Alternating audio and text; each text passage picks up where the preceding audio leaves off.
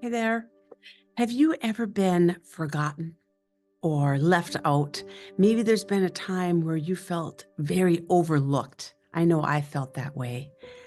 And I can remember thinking, oh, if you only knew me, if you really knew me, if you knew the gifts that God put inside of me, you would treat me differently. You would invite me into this group, or you would see that I'm worthy, that I have valuable things that I could add if you only knew. So then what happens when things change and this is turned around? What do we do then? Well, my name's Connie Trusetter from Contagious Life and Purpose, and this is Tuesday Truths with Connie. So, what do we do when now maybe we are getting some recognition and maybe some opportunities are coming our way? So, what do we do then? I want you to be prepared for that. Even if you're still in the season of being overlooked, I want you to prepare for the time when you're not. And so God gave me 4 steps. And number 1 is give God all the glory. He gets all the glory for opening the doors, for using you in big and small ways. Make sure that you give him all the glory. In Deuteronomy 6:12, it says, be careful that you do not forget the Lord who brought you out of Egypt, out of the land of slavery. Right? Egypt can kind of represent that wilderness, it can represent being enslaved, being, under something, right? Not being in the blessing. And so God warns the Israelites, don't forget the Lord. It's I who's bringing you out. And if it's good enough for the Israelites, I think it's good enough for us. I want to remember that as well. Don't forget the Lord when he starts to use me, when opportunities, when people start to recognize the giftings on my life. Don't forget the Lord. Give him all the glory. Number 2 is discern and reject pride. And so we may think, oh, I'm not a prideful person. I wouldn't do that. But again, let's prepare ahead of time, that when we start to be recognized, especially if you've been overlooked and you've been forgotten and left out, all you've wanted is to be accepted, and instead you've experienced rejection. Don't you know the enemy will come? Because he's so evil. He is the father of lies. And when you finally start to not be rejected and start to be accepted, he may come and want you to feel prideful about that. And it'll be sly. It won't be so obvious. So you just have to really be discerning and make sure that, wait a minute, no. I am not better than this person. Oh, no. I remember, and I will not partner with pride, right? And number 3, don't repay evil for evil, but repay evil with good. Right? In 1 Peter 3:9, that's the verse I'm referencing, that says, do not repay evil with evil or insult with insult. On the contrary, repay evil with a blessing, because to this you were called, so that you may inherit a blessing. So don't repay evil for evil like what our flesh wants to do, right? Our flesh kind of wants to do that because we remember, right? Now we reprimand children if they were to do something like this, especially, imagine a little one hitting a child that's, he's still little too, but he's bigger than the little one. And then the bigger child hits the little one back. We'd say, oh no, little Johnny, don't do that. Johnny, don't hit him. He doesn't know what he's doing. He's too little. He doesn't understand that hitting is bad. Don't do that. We would definitely reprimand that little bit of an older child in something like that, wouldn't we? But sometimes, don't we do the same thing? Don't we do the same thing? When people that are not kind, they have not been kind to us. Maybe they've been downright nasty, okay? And now you are getting some recognition. Now there are some doors opening. Now, you're being used in a bigger way perhaps. And this person may come and you may think, oh, do not come a knocking on my door now that other people are recognizing this. Just because you want to be in the room now because I'm associated with these people, don't come knocking on my door. thanks, but no thanks, right? I mean, honestly, that our emotions, our flesh is probably going to want to react that way. But all we have to do is say, what would love do? Because God is love.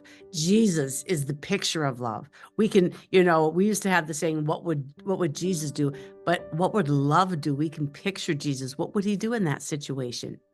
What would he do? And sometimes it doesn't necessarily mean that a relationship is going to be restored, but we can still bless someone. We can still act in love. Sometimes a relationship might not be restored because God wants to keep you safe, and he knows it's not safe for you to be in a relationship with that person again. And other times the relationship can be restored. This is why we have to be able to hear God's voice. We have to discern his voice. We have to be able to hear from God easily, okay? Because we want to know what to do in that situation. What would love do? What would wisdom do? And then there's even some petty examples of repaying evil for evil, right? People would remember, oh, she never came to my baby shower. She didn't come to my baby shower. So there's no way I'm going to attend hers. Really? Maybe there was a good reason why she didn't come, right? Maybe she was going through something really hard that she did not want to discuss at the time. Or maybe, someone thinks, what, this guy is asking me to help him move?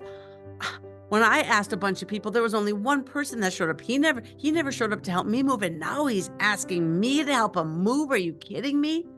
Again, that's quite a judgment, isn't it? We don't know why they didn't show up. They could have had a physical problem. He could have had an engagement, and maybe he just has a really hard time saying no.